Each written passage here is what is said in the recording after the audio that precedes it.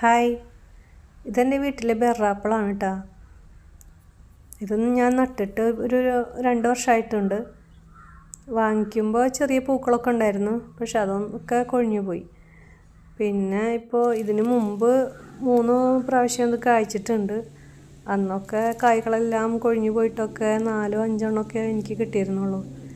ഇതിപ്പോൾ 4ാമത്തെ തവണയാണ് കേട്ടോ ഇത് കായ്ക്കുന്നത്. അത്യാവശ്യം പിടിച്ചിട്ടുണ്ട്. നമ്മൾ കടയിൽ നിന്ന് വാങ്ങിക്കുമ്പോഴൊക്കെ ബെറാപ്പിളിന് അധികം ടേസ്റ്റൊന്നും ഉണ്ടാവാറില്ലല്ലോ. പക്ഷെ നമ്മൾ വീട്ടിൽ വളർത്തുമ്പോൾ ഇതിന് നല്ല മധുരമുണ്ട് കേട്ടോ. ഇത് പറിക്കാറാവുമ്പോൾ കുറച്ചും കൂടി വലിപ്പമാവും, മഞ്ഞ കളറാവും. അപ്പോഴാണ് നമ്മൾ പറിച്ച് കഴിക്കേണ്ടത്. നല്ല ടേസ്റ്റുള്ള നല്ല മധുരമുള്ള ഒരു ഫ്രൂട്ടാണ് കേട്ടോ അത്.